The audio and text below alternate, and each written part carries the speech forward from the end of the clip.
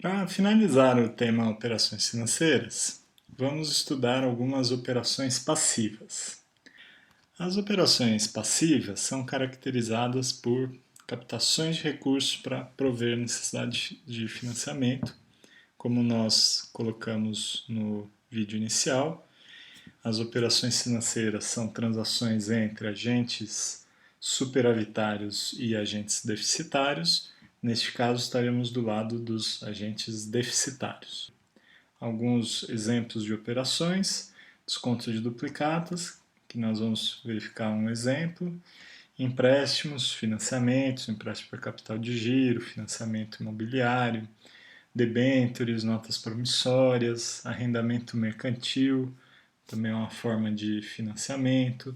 Existem diversas operações no mercado, essa lista obviamente não é exaustiva, são apenas alguns exemplos ilustrativos. Vamos então iniciar dando um exemplo de desconto de duplicata.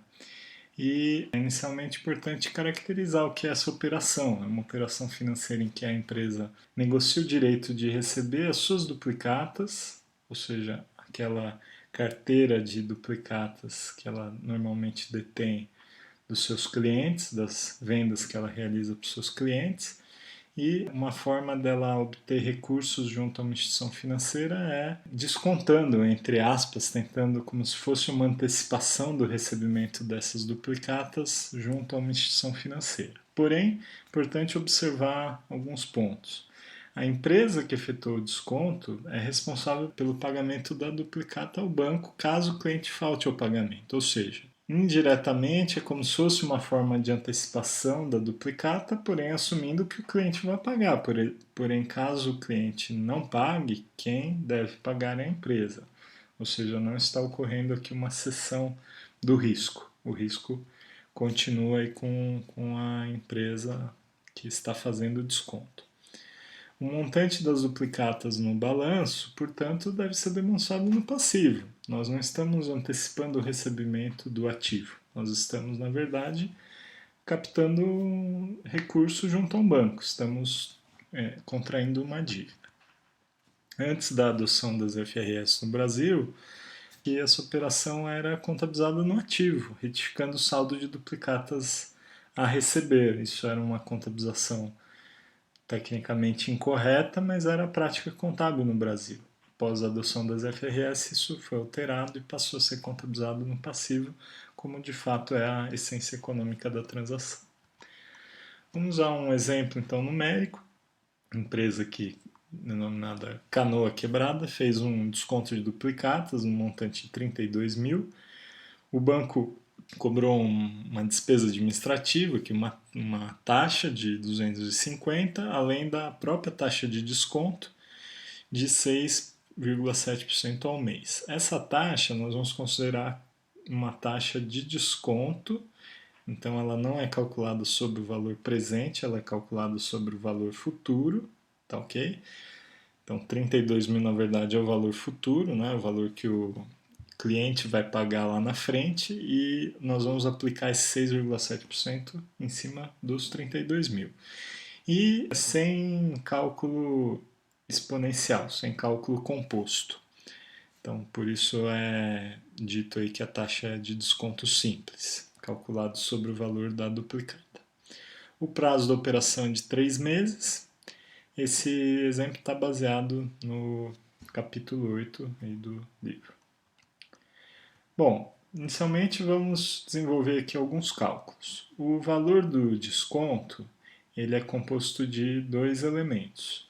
Os juros que estão sendo cobrados, esses juros são calculados em 6.432, que nada mais é do que o 32 mil vezes o 6,7% vezes 3 meses. Como nós dissemos, é uma taxa de desconto simples. Mas também a taxa administrativa. Essa taxa de 250 e é uma taxa que está sendo descontada da empresa. Então, em essência, ela também é considerada como um custo da operação para a empresa. É mais um componente que eu deixei de receber. E em termos líquidos, no fim, o que a empresa está recebendo é 25.318, que é a diferença entre os 32 e os 6.432.250. O valor bruto da operação, da duplicata descontada, 32 mil. Então, aqui nós temos que calcular o custo efetivo da operação. Tá? Isso é calculado através de matemática financeira. Colocando esses elementos aí, a fórmula da matemática financeira, nós chegamos aí a uma taxa de juros de 8,12% ao mês. E aí sim, com os juros compostos. Então, essa é a taxa de juros efetiva. Então, com base nesses cálculos, agora a gente vai fazer a contabilização, e a contabilização, na verdade, é de um empréstimo. É como se a gente estivesse captando um empréstimo de 25.318 e pagando uma taxa de juros de 8,12% ao mês. Se a gente fizer essa conta de 8,12 ao mês em cima de 25 durante 3 meses, de forma composta, a gente chega ao final de 3 meses com 32 mil. Essa é a lógica. Bom, vamos apresentar a contabilização inicialmente assumindo que o cliente efetuou o pagamento da duplicata no vencimento. Bom, o lançamento inicial, nós creditamos a duplicata descontada, uma conta de passivo, que representa a obrigação de pagar essa duplicata junto ao banco, caso o cliente não pague, e uma conta retificadora que representa os juros que ainda tem que ser apropriados na contabilidade. Esses juros, eles não devem ser apropriados nesse momento, porque no momento inicial eu ainda não tenho a despesa por competência. Então, eles na verdade estão funcionando aqui como um ajuste a valor presente dos 32 mil. 32 mil é o valor futuro, a valor presente é o 25.318, que é o que eu efetivamente estou recebendo de dinheiro. Posteriormente, eu vou apropriar a despesa financeira mês a mês. Então, eu vou debitar a despesa, esse é o lançamento 2, e vou creditar essa conta retificadora. Então, ao creditar a conta retificadora, eu estou diminuindo a retificadora e, portanto, aumentando o saldo do passivo. Ou seja, estou apropriando os juros ao passivo. No mês seguinte, faço o mesmo processo, o número muda porque o juro foi capitalizado no passivo e eu não tive pagamento de passivo, portanto, no mês seguinte o juro é maior, os juros compostos. No terceiro mês, a mesma coisa, 2.403. Se nós somarmos esses três valores, nós chegamos exatamente em 6.682 e os juros já estão totalmente apropriados. O que falta agora fazer é registrar o pagamento desse passivo, mas na verdade não vai ser a empresa, em princípio, que vai pagar esse passivo. Na verdade, esse passivo ele é eliminado à medida que o cliente paga a duplicata. Então, assumindo que o cliente faça o pagamento da duplicata, como é que a operação ela se encerra? A gente vai debitar a duplicata descontada pelo encerramento do passivo e vai creditar a conta de clientes. Então, o crédito em clientes ele ocorre porque o cliente está pagando e o débito no passivo ocorre porque a nossa obrigação para com o banco também está acabando. Então, essa seria a contabilização da operação, assumindo que o cliente efetuou o pagamento. Se o cliente não efetuar o pagamento, o que vai mudar aqui? Vai mudar justamente esse finalzinho, o lançamento 5. Eu vou debitar a duplicata descontada, mas ao invés de creditar clientes, porque o cliente não pagou, eu vou, na verdade, creditar a conta caixa. A operação é zerada junto ao banco, e agora nós temos o saldo do cliente. Nós é que vamos passar a cobrar porque o cliente está devendo para a gente, mas a operação financeira para com o banco foi encerrada. Bem, agora vamos ver uma operação de empréstimo. Importante comentar que as operações de empréstimo, financiamentos tradicionais, aí, ditas, né, operações de empréstimo, são operações bastante comuns no Brasil, onde é intenso o financiamento de empresas com capitais de terceiros. Apenas a diferenciação de terminologia, geralmente o termo empréstimo é usado para operações que não têm relação direta com ativos que estão sendo financiados.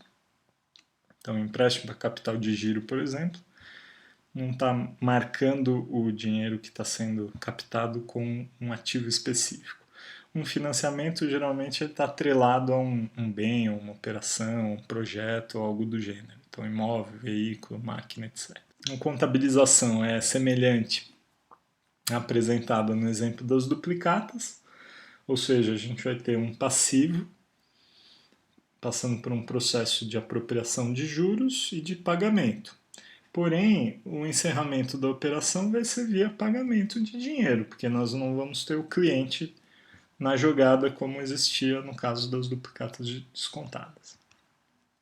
Então aqui vamos dar um exemplo de uma companhia que capta em 31/12 um valor de 50 mil. Ela está fazendo uma captação aqui de um juro de 5% ao mês, esses juros são compostos, e há um pagamento do empréstimo, aqui diferente do anterior, em que o empréstimo era pago, quitado, seja pelo cliente ou pela empresa no final, aqui o empréstimo é pago durante o empréstimo. Isso, na verdade, vai depender do contrato. Neste exemplo, está sendo pago durante, tá? E o prazo, 3 meses. Um ponto importante que é determinado no contrato é a forma de amortização do principal, da parte do valor captado. E neste exemplo nós vamos usar o critério da tabela Price. Isso tem a ver com os critérios de amortização e conceitos de matemática financeira. Importante também observar, a empresa está incorrendo em custos diretos iniciais para viabilizar a captação. Esses custos, da mesma forma que na operação de duplicata descontada, devem ser levados para o custo efetivo da operação. Então nós vamos precisar calcular quanto esses custos estão correspondendo à apropriação de juros durante esses 3 meses e recalcular a taxa de juros. Então, esse é um passo importante para fazer a contabilização, recalcular essa taxa de juros para poder posteriormente contabilizar. Então, inicialmente, vamos calcular a parcela. Então, o valor presente, 50 mil, taxa de juros 5%, 3 meses. O valor da parcela aqui, o PMT, Payment, 18.360. Então, essa é a prestação que a empresa vai pagar durante esses 3 meses. Porém, como o custo inicial é 2 mil, o que de fato a empresa vai receber no início não é 50 mil, que ela recebe 50, mas gasta 2. Então, recalculando essa taxa de juros efetiva que zera esse fluxo de caixa, nós chegamos a uma taxa de 7,21%.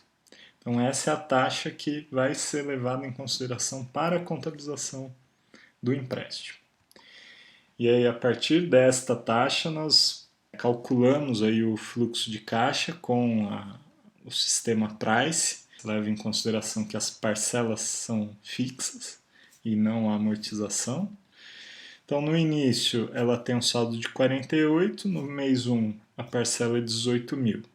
Esses juros de 3.460 estão sendo calculados com base em 7,21% em cima dos 48 mil. Então, como nós estamos pagando 18, 3.450 são juros, a diferença 14.900 amortização. Já que eu estou amortizando 14.900, 48 menos 14.900, 33.099,99. E aí no mês seguinte eu faço a mesma coisa, chego a valores diferentes, e no mês 3 a mesma coisa, esse fluxo zero. Bom, com base nesses valores, nós realizamos os lançamentos contábeis. Então vamos realizar primeiro a captação inicial, o valor que está entrando no caixa da empresa líquido dos custos, 48 mil, débito. O crédito no passivo, 48 mil, de forma aberta. Eu tenho a conta de 55 mil, que são as 3 prestações, é o valor bruto, e os 7 mil, na verdade, é o ajuste a valor presente, é o quanto dos 55 mil está inchado de juros, eu trago isso a valor presente, existe 7 mil de juros que serão apropriados no futuro. Depois, no mês 1, eu aproprio os juros do mês 1, esse número veio daquela tabela do slide anterior, e no mês 1 eu faço o pagamento da prestação, que é 18.360. Então, no líquido do lançamento 2 e 3, eu tenho aquela amortização que a gente viu na tabela anterior de 14.900,01. Tá? Então, se a gente fizer o líquido do 2 e do 3, a gente chega exatamente no 14.900,01. Depois, os lançamentos 4 e 5 seguem o mesmo fluxo, porém valores diferentes, no caso do 4, que é o juro, porque o empréstimo foi quitado uma parte no mês 1. Então, a despesa de juro caiu, a taxa é a mesma, mas o juro caiu. A prestação que está sendo quitada, o valor bruto é o mesmo.